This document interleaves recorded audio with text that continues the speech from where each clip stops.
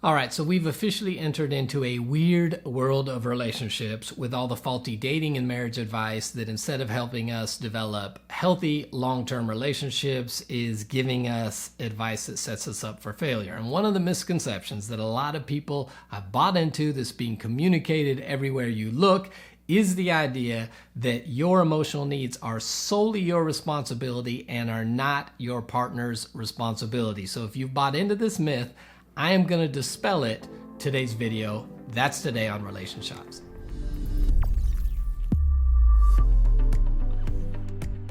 Hey, welcome to Relationships. My name's Eric Wooten. If this is your first time hanging out with us, welcome to the place to get practical relationship advice that actually works in your relationship. If you want a free guide to intimacy, you'll see a link in the description area below. If you're single or dating, you can grab our free guide. It's the Modern Dater's Manifesto.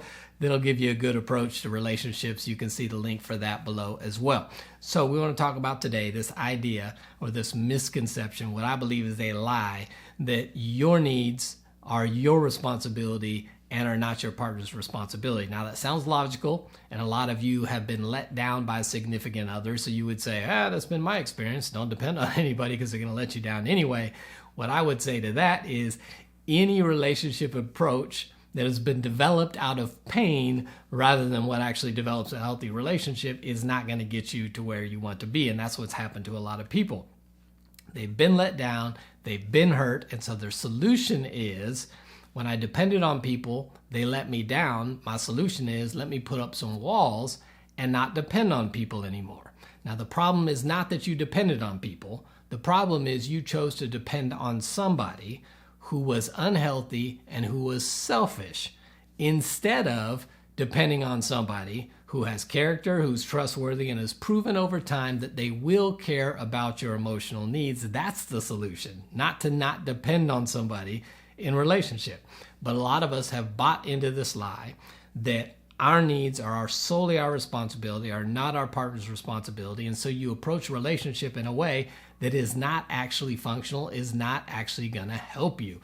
And what also happens is you learn to allow people to say stuff like this and do stuff like this in relationship because you believe the lie. So now people can come to you and say, you don't know, I don't know if I'm fully ready to commit to a relationship right now, or I'm not in a season where I can fully commit to a relationship, but they are in a season where they can fully commit to sleeping with you.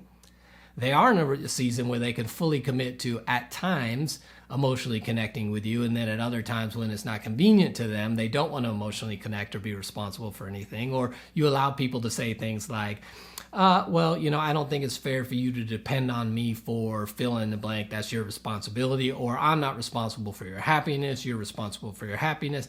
And so because we believe the lie that we solely are responsible for our happiness and our partner should not be, we allow people to treat us this way, to say things to us like this, and to be in a relationship with us when they're clearly communicating something different. It's almost what they're doing is they're almost reading you their rights like they're a cop. Like basically, I'm going to read you your rights, which then absolves me from any responsibility I might have to you in the area that I'm telling you. So if I tell you, I don't know if I'm ready to commit to a relationship, or you shouldn't depend on me for fill in the blank, then somewhere down the road in our relationship, when you decide you should be committed to me, you should depend on me for something, I can go, oh, hold on. You remember what I said earlier on? I didn't know if I was, able to commit to a relationship. And so because I told you up front, I was unwilling to do some stuff. Now you can't hold me accountable for it later in the relationship. Here is the truth about relationship. In a true partnership, both people consider themselves responsible for the other person's emotional well-being. Let me say that again.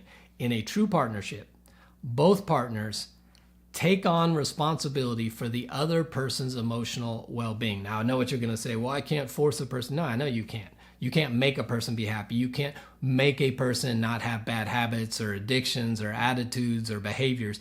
But you can say, I'm responsible as far as I can to know, to learn, and to care for your emotional needs, because that's part of being now, whether or not you receive that or not, that's on you. But I do have a responsibility to provide, to give, to create an environment where your needs are met. So what I want you to do, if you've been believing the lie that your needs are solely your responsibility. Instead of that approach, here's the approach I want you to take. Number one, I want you to be specific, clearly express your needs and your desires. Number two, I want you to be assertive and don't apologize for having needs. And number three, I want you to focus on your needs while being considerate of the other person. I'm not saying focus on your needs at the expense of the other person. I'm not saying focus on your needs, be so selfish and self-focused that you don't care about the other person. I'm saying focus on your needs, because if you're not focused on what you need and you have decided that you don't have any needs or can't have any needs in a relationship, you're not going to have a healthy relationship. So you focus on your needs while also considering the other person in a relationship.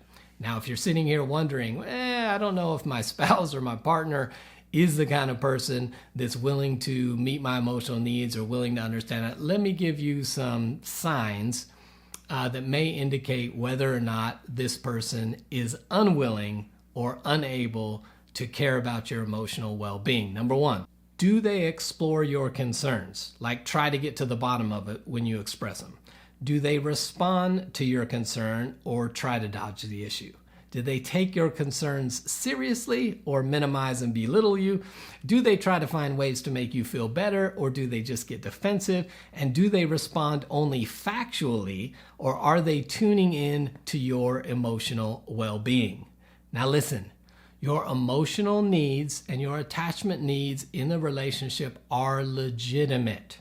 You should not feel bad or blame yourself for depending on your partner to have some of your emotional needs met.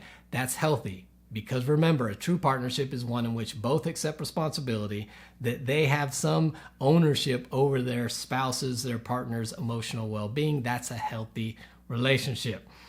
I'd love to hear your thoughts and comments on this idea. If you've been believing the lie, let me know why.